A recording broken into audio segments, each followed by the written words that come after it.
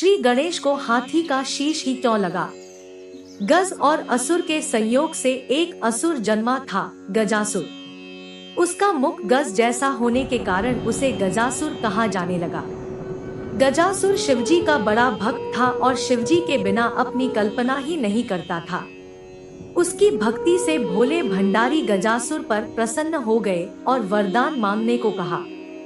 गजासुर ने कहा, प्रभु आपकी आराधना में कीट पक्षियों द्वारा होने वाले विघ्न से मुक्ति चाहिए। इसलिए मेरे शरीर से हमेशा तेज अग्नि निकलती रहे जिससे कोई पास न आए और मैं निर्विघ्न आपकी आराधना करता रहूं। महादेव ने गजासुर को उसका मनचाहा वरदान दे दिया। गजासुर फिर से शिवजी की साधना में लीन हो गया। हजारों साल के घोर तप से शिवजी फिर प्रकट हुए और कहा, तुम्हारे तप से प्रसन्न होकर मैंने मनचाहा वरदान दिया था। मैं फिर से प्रसन्न हूँ, बोलो अब क्या मांगते हो। गजासुर कुछ इच्छा लेकर तो तप कर नहीं रहा था। उसे तो शिव आराधना के सिवा और कोई काम पसंद नहीं था, लेकिन प्रभु ने कहा कि वरदान मांगो तो वह सोचने लगा।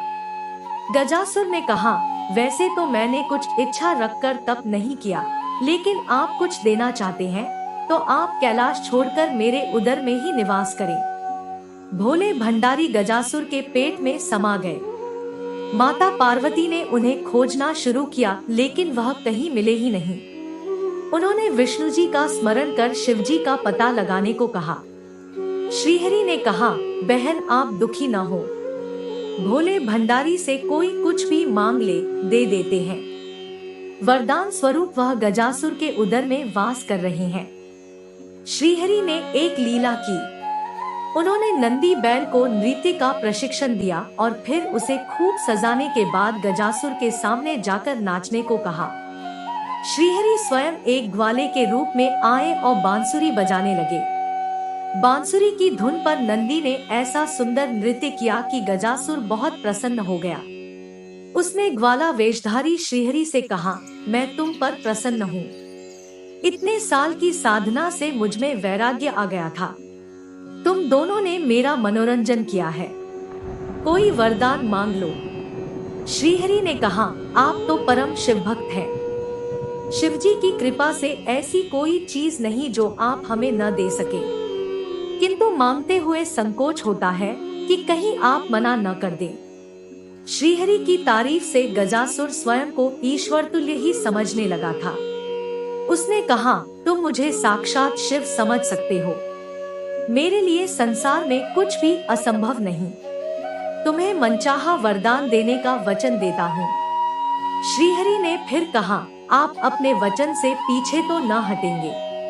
गजासुर ने धर्म को साक्षी रखकर हामी भरी तो श्रीहरि ने उससे शिवजी को अपने उदर से मुक्त करने का वरदान मांगा। गजासुर वचनबद्ध था।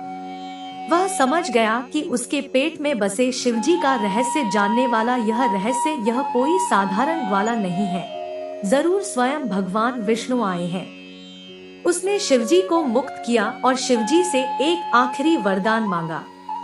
उसने कहा, प्रभु आपको उदर में लेने के पीछे किसी का अहित करने की मंशा नहीं थी। मैं तो बस इतना चाहता था कि आपके साथ मुझे भी स्मरण किया जाए। शरीर से आपका त्याग करने के बाद जीवन का कोई मोल नहीं रहा। इसलिए प्रभु मुझे वरदान दीजिए कि मेरे शरीर का कोई अंश हमेशा आपके साथ पूजित हो। शिवजी ने उसे वह वरदान दे दिया। श्रीहरि ने कहा, गजासुर तुम्हारी शिव भक्ति अद्भुत है, शिव आराधना में लगे रहो। समय आने पर तुम्हें ऐसा सम्मान मिलेगा जिसकी तुमने कल्पना भी नहीं की होगी। जब गणेश जी का शीश धड़ से अलग हुआ तो गजासुर के शीश को ही श्रीहरि काट लाए और गणपति के धड़ से जोड़कर जीवित किया था। इस तरह वह शिवजी के प्रिय पुत्र के रूप में प्रथम आराध्य हो गया।